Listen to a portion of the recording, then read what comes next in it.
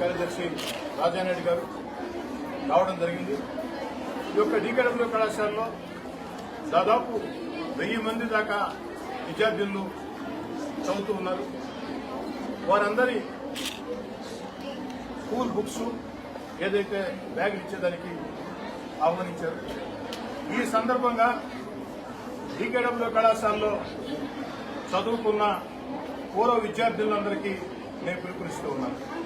DKW కళాశాలలో చదువుకున్న పూర్వ విద్యార్థులు ఈరోజు ఇతర జిల్లాల్లో, మన జిల్లాలో, ఇతర రాష్ట్రాల్లో, ఇతర దేశాల్లో అనేక మంది చాలా మంచి స్థానంలో ఉన్నారు.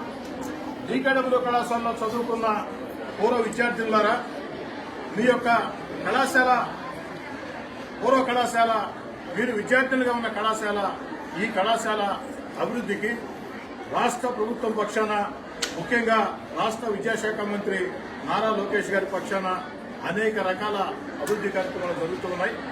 అయితే డీకేడబ్ల్యూ కళాశాలకి పూర్వ వైభవం రావాలంటే ప్రభుత్వ సహకారంతో పాటు, ప్రభుత్వం ఇస్తున్నటువంటి ప్రోత్సాహంతో పాటు ఈ డీకేడబ్ల్యూ కళాశాలలో చదువుకున్నటువంటి పూర్వ విద్యార్థులందరూ కూడా ముందుకు రావాలా. ఇటీవల కాలంలో ఆర్ఐఓ గారు ఒక పిలుపునిస్తే కేవలం 36 రోజుల్లో 8 లక్షల రూపాయలని డీకేడబ్ల్యూ కళాశాలలో చదువుకున్న పూర్వ విద్యార్థులు ఈ యొక్క డీకేడబ్ల్యూ కళాశాల అభివృద్ధికి సహకరించడం జరిగింది. ఆ యొక్క పూర్వ విద్యార్థులుగా ఉండి ఆర్ఐఓ గారి విజ్ఞాపన మేరకు కళాశాల అభివృద్ధి కోసం అండగా నిలిచిన అందరికీ ధన్యవాదాలు తెలియజేస్తూ, కానీ ఇంకా చాలా మంది ఉన్నారు, కొన్ని వేల మంది ఉన్నారు, ఈ జిల్లాలో ఉన్నారు, ఇతర జిల్లాల్లో ఉన్నారు, ఇతర రాష్ట్రాల్లో ఉన్నారు, దేశ విదేశాల్లో ఉన్నారు. ఎందుకంటే ఈ డీకేడబ్ల్యూ కళాశాలతో నాకున్నటువంటి పరిచయం ఈనాటిది కాదు.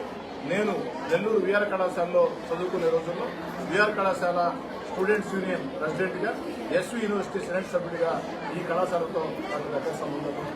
కాబట్టి ఈ కళాశాలలో చదువుకుని, డీకేడబ్ల్యూ కళాశాలలో చదువుకుని దేశ విదేశాల్లో, ఇతర రాష్ట్రాల్లో, ఇతర జిల్లాల్లో స్థిర నివాసం ఏర్పరచుకుని మంచి స్థితిలో ఉన్నటువంటి డీకేడబ్ల్యూ కళాశాల పూర్వ విద్యార్థులారా, మీరు చదువుకున్న కళాశాల అభివృద్ధికి ప్రభుత్వ సహకారంతో పాటు మీ సహకారం కూడా కావాలా, మీరు కూడా స్పందించాలని నెల్లూరు రూరల్ ఎమ్మెల్యే కోటమిరెడ్డి శ్రీధర్ రెడ్డిగా మిమ్మల్ని అందరినీ అభ్యర్థిస్తున్నారు.